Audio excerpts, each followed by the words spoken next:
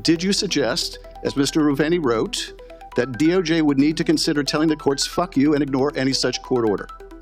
I did not suggest that there would be any need to consider ignoring court orders. At the point of that meeting, there were no court orders to discuss. Well, did you suggest telling the courts, fuck you, in any manner? I don't recall. You just don't remember that. Well, let me ask you this. It also says in the complaint, Bove indicated and stressed to all in attendance. Adam Schiff and Emil Bove go head-to-head in a tense Senate exchange that's raising serious questions about power, accountability, and the rule of law.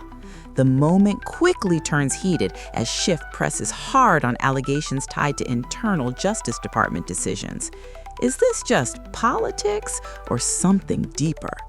Let's see this video. Mr. Bove, I want to turn to the meeting that Mr. Ruveni, the whistleblower, has written an extensive complaint about. The hearing started with the chairman reading a social media post by the Deputy Attorney General Blanche, who is present today but not under oath, nor is that social media post under oath. So let me ask you, since you are under oath, in the complaint it says, Bove stated that DOJ would need to consider telling the courts, fuck you, and ignoring any such court order. Did you say anything of that kind in the meeting? Senator, I have no recollection of saying anything of that kind. To the extent I Wouldn't you recall, Mr. Bove, if you said or suggested during a meeting with Justice Department lawyers that maybe they should consider telling the court, fuck you? It seems to me that would be something you'd remember, unless that's the kind of thing you say frequently. Well, I've certainly said things encouraging litigators at the department to fight hard for valid positions that we have to take in defense of our clients. And have you frequently suggested that they say, fuck you, and ignore court orders? Is that also something you frequently do, such you might not remember doing it on this occasion? No, and as I explained, I have never directed. So did you or did you not make those comments during that meeting? Which comments, Senator? You really need me to repeat it? Did you suggest, as Mr. Ruveni wrote, that DOJ would need to consider telling the courts, fuck you, and ignore any such court order? I did not suggest that there would be any need to consider ignoring court orders. At the point of that meeting, there were no court orders to discuss. Well, did you suggest telling the courts, fuck you, in any manner? I don't recall. You just don't remember that. Well, let me ask you this. It also says in the complaint, Bove indicated and stressed to all in attendance that the planes needed to take off no matter what. These are the planes that a judge was ordering not be used to render people to a maximum security prison outside the country. Did you say during that meeting, did you stress to all in attendance that the planes needed to take off no matter what? Senator, your characterization is not accurate. It's not my characterization. It's the characterization of a decorated prosecutor who was in that meeting. Are you saying that he's lying?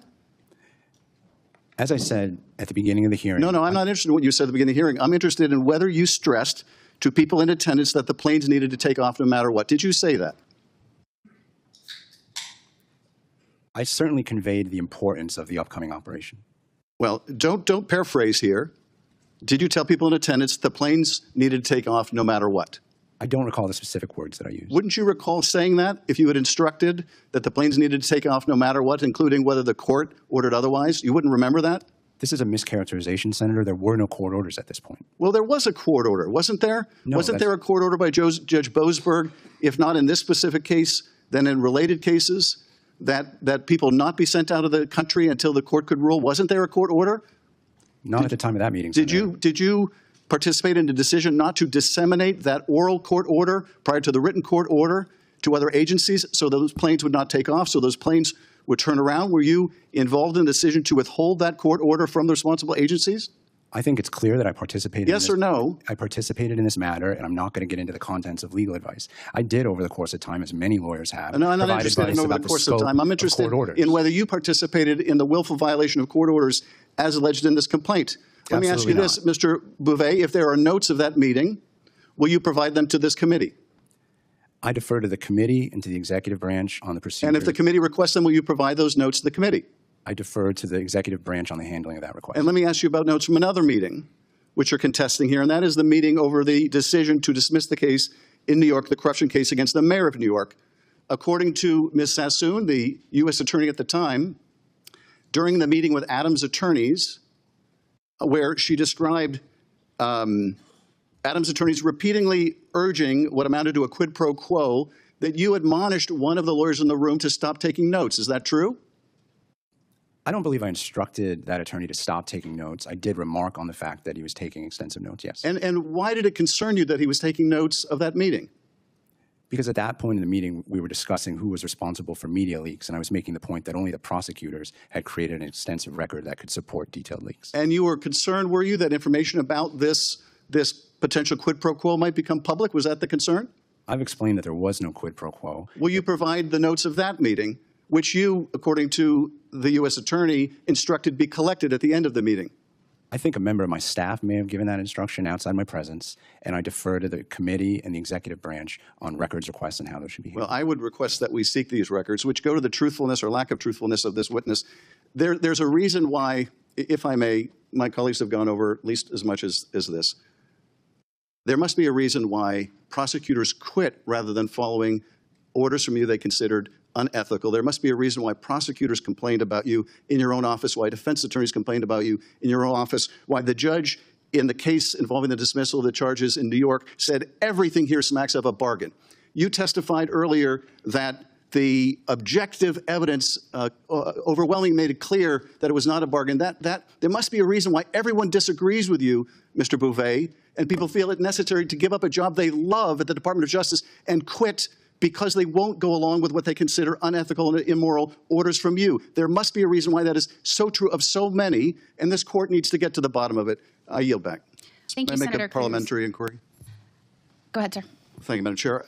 I've requested the notes from two pivotal meetings that go to the heart of the nominee's credibility. The meeting over the decision to drop charges against the mayor of New York, and the meeting in which the whistleblower alleges that the nominee suggested ignoring court orders and telling the courts essentially, fuck you. The witness has said that the decision whether to turn over those notes will determine or depend, I guess, on whether there's an assertion of privilege of some kind. And we have the great good fortune at this moment to have the Attorney General and the Deputy Attorney General here with us today. We can resolve this right now. I would ask through the chair whether the Attorney General and the Deputy Attorney General will approve the provision of these notes to the committee. They can be provided to the chair and the ranking member in camera if necessary, so that the question that Senator Kennedy asked about whether there was some illicit bargain and that my colleagues have asked can be resolved. If there are detailed notes of these meetings, it will give us an answer to who's telling the truth here. So I would ask the question through the chair of the witness, given we have the Attorney General and Deputy Attorney General here, will the Attorney General and Deputy Attorney General make these notes available to the committee so we can determine who's telling the truth here?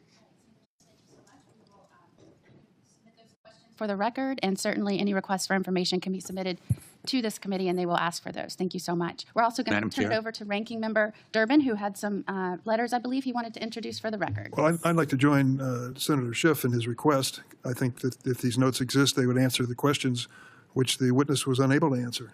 And I think that would be a lot of clarity in that situation. Well, that will be noted, Ranking Member, and we will add you to that request. As the questioning unfolds, you can feel the pressure building. Schiff pushes for clear answers, but the responses seem cautious and at times unclear. It makes you wonder, should public officials be expected to remember critical moments like these?